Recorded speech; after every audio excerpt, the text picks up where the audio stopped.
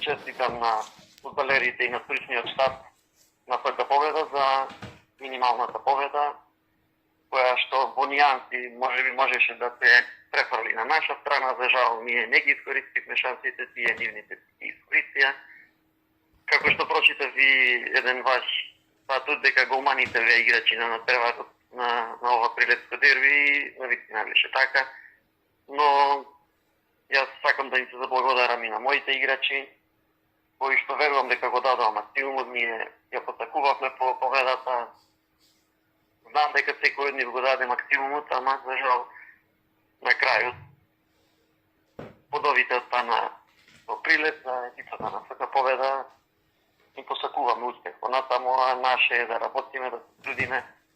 Како што и претходно сме напоменали многу пати, нашиот клуб не располага со огромни финанси. Ги собравме сите можни момци кои што се од околината на Прилеп, од околината на Коњари, Кривогаштани, и тие го даваат својот максимум. Јас верувам во нив, работиме, се трудиме, имаме уште многу што тоа да исправиме и во следните натпревари да покажеме дека и нашиот клуб и нашите играчи заслужуваат да играат во втора лига. Верувам дека и присутните на стадионот уживаа и можеше да се види тоа и од секој дуел. Но направивме неколку грешки, неколку почетнички моменти, што би се рекло, и тоа не чинеше неповолен резултат на овој натпревар. Дали можеше да се спречи и единствениот гол на овој меч? Па сега јас не сакам да обвинувам ниту еден од моите играчи. Тие што го гледа натпреварот можеби ќе кажат дека некој сгрешил, дека бекот грешил, дека тој не покрил, дека голманот пропуштил, но јас секогаш почнувам дека напаѓачот не извршил доволно притисок на поперите. Средниот ред не ја одделе. Средниот ред дошла играта од наша зона, не префрли играчот од една на друга страна, па сега не би ги окривили одбранбените играчи, па на крај крајава голманот ви кажа дека беше играч на натпреварот и никако не би му замерил за примениот гол. Ние ќе си го разгледаме видеото, ќе направиме анализа, ќе ги видиме грешките на тренинг, ќе се обидеме да ги отстраниме колку што можеме. За жал, од сето виденото уште ни недостасува играта во напад. Слаби сме по тој дел, се гледа и по гол разликата, една-два постигнати голови, но со тој играчки кадар што располагаме ќе поработиме и на нив и се надевам дека ќе го извлечиме максимумот во натпреварите кои што следат. Меѓутоа, морам да истакнам дека публиката, иако победа победи, честитките ги упатуваше на адреса на Големо Коњари. Беа гледачите премногу задоволни од она што го видоа од екипа од мало место, од Големо Коњари. Што мислите вие за ова? Најпрво да им се заблагодарам и од моје име, од име на целото ФК Коњари, од стручниот штаб и од председателството и од играчите за големата бројност. Верувам дека можеше да има поголема бројност, но задоволни сме и со тие што дојда. Баш ми е мило што и тие се задоволни од играта која што сме ја пружиле.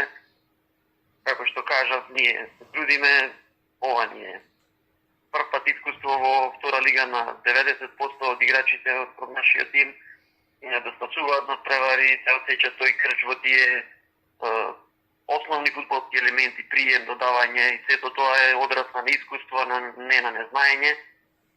Штом го пребродиме тој момент, верувам дека ќе дојдат и резултатите на своје место, како што и сите посакуваме да обезбедиме опстанот, да бериме кој поен позиција. Тоа е тоа, нема што да правим. Го прифаќаме поразот, ќе работиме на слабостите и се надеваме во иднина ќе ги отстраниме. Гледачите велат една честна, најчестна игра од страна на Големо Коњари, честна борба во Прилеп.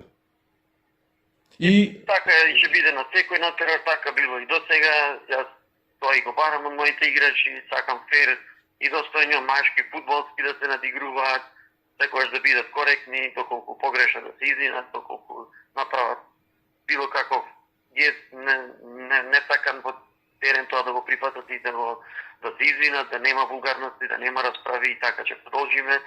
Верувам дека го зачувавме барем угледот на Големо Коњари и на прилепскиот фудбал. Фудбалски во секој момент се надигрувавме без подлости, без нечесни игри и мислам дека сите што беа таму присутни го забележаа истото.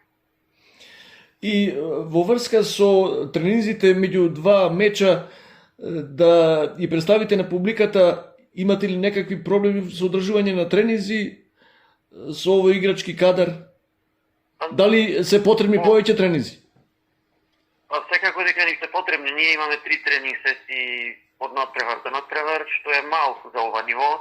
Сега ние го зголемуваме интензитетот на истите, финансиската конструкција на тимот тоа толку го дозволува, затоа што секој следен тренинг постои дополнително финансиски издашоци за транспорт, за превоз, за организацијска структура на самиот тренинг, така да капацитет излезе толку. 3 тренинг сесии во текот на микроциклусот. Јас им пуштам и на играчите дополнително тренинг сесии кои што треба да ги одработат дома, но знаете и вие знаат сите дека голем дел од нашите фудбалери се со друга работа за да преживеат. Сите се работени скоро. Имаме и дел кои што работат во армија. Тоа ни води уште потешко затоа што одат и на стражи и не можат и да се сменат. Има фудбалери кои што работат на смени, прва, втора, трета смена и не се во можност секогаш да дојдат. Ама јас се користам приликата уште еднаш сега вака јавно да им се заблагодарам за целиот труд, за целата мака и им упатувам кураж, храброст дека ќе дојде и нашето време, дека ќе имаме и ние позитивни резултати.